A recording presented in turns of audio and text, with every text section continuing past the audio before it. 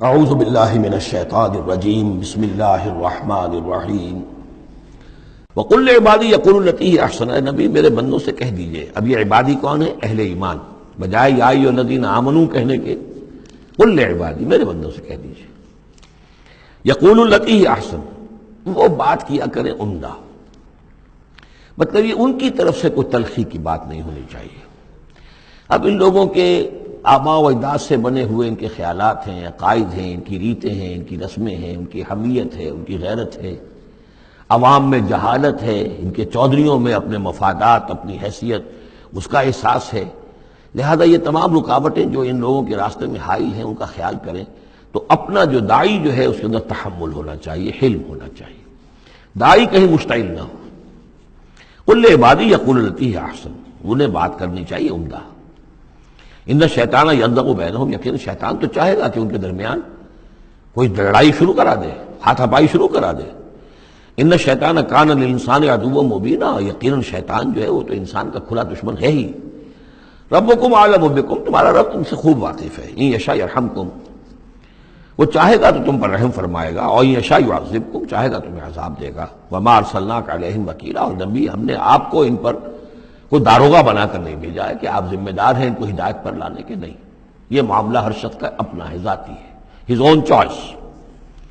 وَرَبُّكَ أَعْلَمُ بِمَنْ فِي السَّمَاوَاتِ وَالْأَرْضِ، اور اللہ آپ کا رب خوب جانتا ہے ان تمام چیزوں کو کہ جو آسمان میں ہے اور زمین میں ہے۔ وَلَقَدْ فَضَّلْنَا بَعْضَ النَّبِيِّينَ عَلَىٰ بَعْضٍ، اور ہم نے بعض انبیاء کو بعض انبیاء پر فضیلت دی ہے۔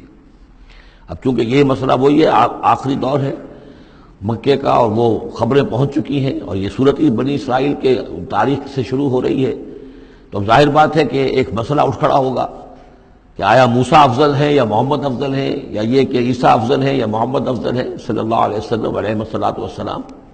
تو یہاں پر مسلمانوں کو اس دعوت اور تبلیغ کے جو تقاضے ہیں ان کے حوالے سے کہ اس بحث میں تم نہ پڑو۔ اگر اس بات کو تم زیادہ زور دو گے ان میں حمیت پیدا ہو جائے گی، جیسے ہمارے ہاں وہ کھڑے ہو کر الاپتے ہیں سارے نبیوں سے افضل ہمارا نبی۔ ٹھیک ہے، وہ ہے افضل، لیکن خود انہوں نے کہا ہے کہ مجھے یونس ابن متہ پر بھی فضیلت مت دو۔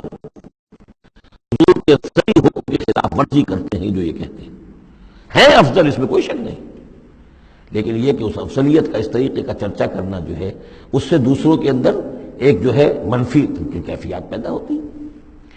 اس حوالے سے حضور کی حدیث ہے یہ، مجھے یونس ابن متہ پر بھی فضیلت مت دو۔ یونس وہ ہیں رسولوں میں سے ایک ہی رسول ہیں دنیا میں جنہیں کچھ اللہ نے سزا دی ہے، پکڑ ہوئی ہے، اور کسی کا معاملہ نہیں۔ یہ سورہ یونس میں ہم دیکھا ہے، تو آپ نے فرمایا مجھے یونس پر بھی فضیلت مت دو، اس لیے کہ اس بات میں مت پڑھو۔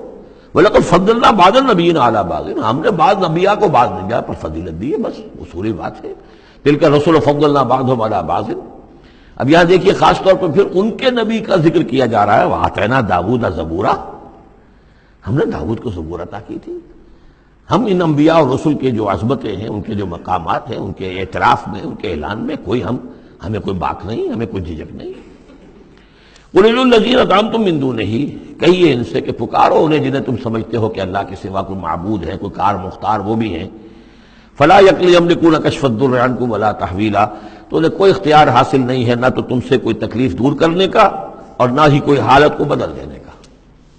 اولئک الذین یدعون، وہ ہستیاں جنہیں یہ پکار رہے ہیں۔ پکارنے والوں میں دیکھیے کہ پکارنے میں ایک تو ایسے بھی تھے خیالی ہستیاں جن کا کوئی وجود ہی نہیں، من گھڑت، لیکن پکارے جانے والے انبیاء، اولیاء اللہ یا فرشتے یہ بھی تو ہو سکتے ہیں نا۔ لیکن اس عالم امر میں، اس عالم غیب میں ان کا حال کیا ہے جنہیں یہ پکار رہے ہیں؟ ہم کئی دفعہ دیکھا ہے انہیں پتہ بھی نہیں کہ یہ ہمیں پکار رہے ہیں۔ قیامت کے دن وہ تو انکار کریں گے، ہمیں کوئی معلوم نہیں تھا کہ تم نے ہمارے ساتھ یہ گستاخیاں کی ہیں، اور ہمیں شرمندگی کا سامان بن گئے ہو کہ اللہ تعالیٰ کے سامنے ہماری شرمندگی ہے کہ اللہ تعالیٰ کے ہاں پیش ہو رہے ہیں کہ ہمیں مد مقابل بنایا گیا اللہ کا۔ لہذا اولئک الذین یدعون یبتغون الی ربہم الوسیلۃ، اس عالم غیب میں وہ تو خود اللہ کے، اپنے رب کے تقرب کے متلاشی ہیں۔ یہ وسیلہ کا لفظ آ چکا ہے اس سے پہلے۔ یبتغون الی ربہم الوسیلۃ ایھم اقرب، یعنی اس عالم امر میں بھی درجات ہیں، فرشتے ہیں، طبقہ اسفل کے فرشتے ہیں، پھر درجہ اعلیٰ کے فرشتے ہیں، پھر مقربین بارگاہ ہیں، پھر وہ جو ہے ملائے اعلیٰ جس کو کہا جاتا ہے، ملائکہ مقربین ہیں۔ تو ان کے اندر بھی ایک درجہ بندی ہے، اور وہ اس عالم کے اندر بھی جیسے یہاں اللہ کے بندے تقرب اللہ کی کوشش کر رہے ہیں، وہ وہاں پر وہ بھی اس عالم کے اندر، بس فرق تو یہی ہے کہ وہ ہماری نگاہوں سے اوجھل ہے۔ جب تقول الی ربہم الوسیلۃ ایہم اقرب، چاہتے ہیں کہ اور آگے بڑھیں اور قرب ہو جائے، ایک دوسرے سے آگے نکل جائیں۔ وَيَرْجُونَ رَحْمَتَهُ، اور اس کی رحمت کے امیدوار ہیں، وَيَخَافُونَ عَذَابَهُ، اور اس کے عذاب سے ڈرتے رہتے ہیں۔ ان عذاب ربک کان محذورا، واقعہ یہ ہے کہ آپ کے رب کا عذاب جو ہے واقعتاً ایسی شے ہے جس سے ڈرتے رہنا چاہیے۔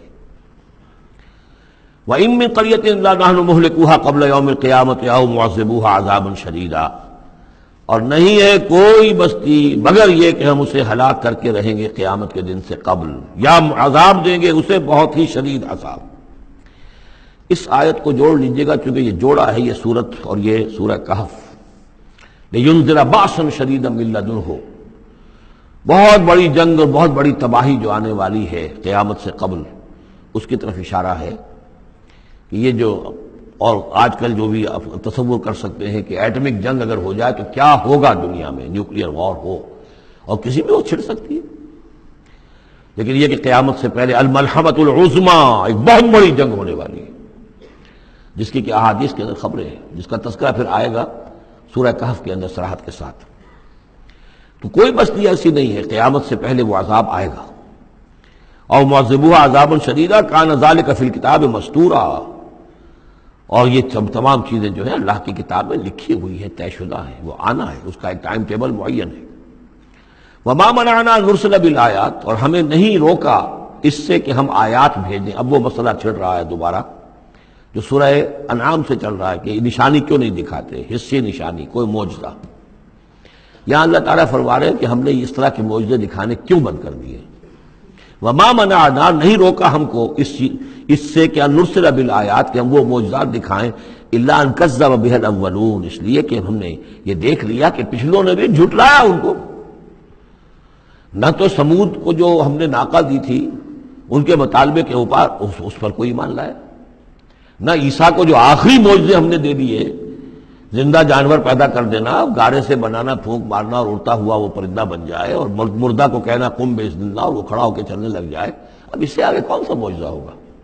لیکن کوئی مانا معلوم ان کذب بها الاولون، پہلوں نے بھی ان معجزات کا انکار ہی کیا، جھٹلایا۔ وآتینا ثمود الناقۃ مبصرۃ، ہم نے سمود کو، قوم سمود کو ان کی آنکھیں کھولنے کے لیے ہم نے اونٹنی والی نشانی دکھا دی، فظلموا بها، انہوں نے اس پر بھی ظلم کیا۔ وما نرسل بالآیات الا تخفیفا، اور ہم نہیں بھیجتے اپنی آیات، نشانیاں، مگر صرف خبردار کرنے کے لیے۔ وہ خبردار کرنے کے لیے اب ہم اپنی قرآن مجید کی آیات بھیج رہے ہیں۔ وَإِذْ قُلْنَا لَكَ إِنَّ رَبَّكَ أَحَاطَ بِالنَّاسِ، اور جب ہم یہ کہتے ہیں کہ آپ کے رب نے تو لوگوں کا احاطہ کیا ہوا ہے، تب بھی یہ کہتے ہیں اس کا کیا مطلب ہے؟ کہاں ہے اللہ؟ کہاں ہمارا احاطہ ہوا ہے؟ ظاہر بات ہے کہ یہ مسئلہ ہے جو سمجھیے فلسفے کے مشکل ترین مسائل میں سے ہے۔ حقیقت و ماہیت وجود، ایک اللہ کا وجود ہے، ہر جگہ ہے، ہر آن ہے، لیکن یہ کہ یہاں دنیا میں ہے کہ نہیں ہے، یہ دنیا ہے یا اللہ ہے، کیا ہے؟ اب یہ سمجھ میں آنے والی بات نہیں ہے۔ اسی لیے کچھ لوگوں نے اس کو ہماوست، سب کا یہ کائنات جو ہے خدا ہی ہے، خدا ہی نے یہ روپ دھار لیا ہے، جیسے انسانوں کا روپ دھار لیتا ہے وہ اوتار کی شکل میں آ جاتا ہے، ایسے خدا نے اس کائنات کی شکل اختیار کر لی ہے۔ اس کو پینتھیزم کہتے ہیں انگریزی میں، ہماوست، سب خدا ہی ہے۔ یہ بہت بڑا کفر ہے، شرک ہے۔ تو کیسے سمجھیں؟ بہت سی چیزیں ہیں جو انسان کی سمجھ سے بالاتر ہیں۔ اللہ ہے کیسے ہے؟ کیا دنیا میں اللہ نہیں ہے تو اللہ کی ذات محدود ہو گئی؟ پوری یہ کائنات اس میں اللہ کا وجود ہی نہیں ہے تو اس کا مطلب یہ کہ اللہ تو پھر علیحدہ کہیں ایک محدود سی شخصیت ہو گئی جو کسی جگہ پر ہے، لیکن اللہ تو ایبسلیوٹ ایگزسٹنس ہے اس کی، کسی حدود اور قیود اور زمان و مکان اور سمت ان سے تو باورا ہے، وراء الورا ثم وراء الورا۔ وَمَا جَعَلْنَا الرُّؤْيَا الَّتِي أَرَيْنَاكَ إِلَّا فِتْنَةً لِلنَّاسِ۔ اسی طریقے سے اب یہ مسائل گنوائے جا رہے ہیں کہ جو لوگوں کے لیے بڑے ان کا، چونکہ ان کی طرف سے ان کا رد عمل جو ہے وہ صحیح نہیں ہوتا، لہذا اللہ تعالیٰ نے معجزے دکھانے بند کر دیے ہیں، اور حضور کے بارے میں طے کر لیا کہ وہ معجزہ نہیں دکھائیں گے جس طرح کا معجزہ یہ مانگ رہے ہیں۔ اسی طرح ہم نے جو آپ کو مشاہدہ کرایا جس شب معراج کا، وما جعلنا الرؤيا التي، رؤیا یہاں خواب کے معنی میں نہیں ہے، جیسے رؤیت بصری ہے، ہم دیکھ رہے ہیں، یہ بھی تو رؤیت ہی ہے، تو حضور کو باقاعدہ مشاہدہ کرایا، التي اریناک کا جو آپ کو دکھایا ہم نے، الا فتنة للناس، وہ بھی لوگوں کے لیے فتنہ بن گیا۔ لوگوں نے کہا کہ یہ تو معلوم ہوتا کہ اب بالکل ہی ان کا دماغ چل گیا ہے، معاذ اللہ ثم معاذ اللہ۔ بہت خوش ہوئے تھے مشرکین مکہ، بہت خوش ہوئے، چلو جی چلیے اب ہماری مشکل حل ہو گئی، اب تو ہم تمام مسلمانوں کو باور کروا لیں گے کہ آج تک تم نہیں مانتے تھے، واقعتاً محمد کا دماغ چل گیا ہے صلی اللہ علیہ وسلم۔ وہ کہہ رہے ہیں میں راتوں رات بیت المقدس بھی ہو کے آ گیا ہوں اور میں آسمانوں کی سیر کر کے آ گیا ہوں۔ اب یہ بات ناقابل قیاس، کیسے انسان سمجھے، گمان نہیں کر سکتا۔ آج تو پھر بھی آپ سوچ سکتے ہیں کہ آج تو آپ کے پاس وہ ذرائع ہیں کہ چاند پر بھی آپ پہنچ گئے ہیں، لیکن یہ کہ آج سے آپ 1400 برس پہلے کے انسان کے بارے میں سوچئے، اسے بیت المقدس جانے کے اندر بھی جو ہے 15 دن لگتے تھے، تو کیسے وہ گیا اور گئے بھی اور آ بھی گئے رات ہی رات کے اندر۔ بڑے خوش ہو کر آئے حضرت ابوبکر کے پاس، ابو بکر سنا تمہارے ساتھی کیا کہہ رہے ہیں؟ کہ کیا کہہ رہے ہیں؟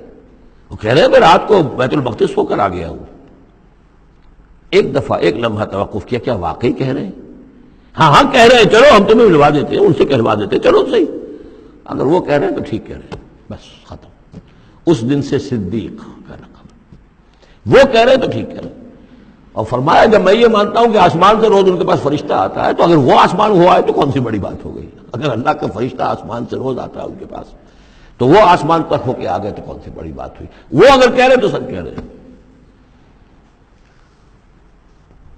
مستند ہے ان کا فرمایا ہوا، وما جعلنا الرؤيا التي اريناك الا فتنة للناس، یہ بھی لوگوں کے لیے فتنہ بن گیا۔ وشجرة ملعونة فی القرآن، اسی طرح ایک مثال ہے قرآن مجید میں زقوم کے درخت کا ذکر آتا ہے کہ وہ درخت جو ہے وہ عین جہنم کے اس کے تہ کے اندر اس کی جڑ ہوگی، وہاں سے وہ درخت کیسا ہوگا؟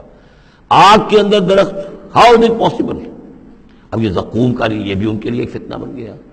اب یہ چیزیں نہیں جانتے کہ اس عالم کا کہ جو فزیکل لاز ہے وہ اور ہوں گے، مختلف ہوں گے، اس آگ کی نوعیت اور ہے، وہ آگ یہ نہیں ہے، وہ آگ جو ہے اس کی حیثیت ہی کچھ اور ہے۔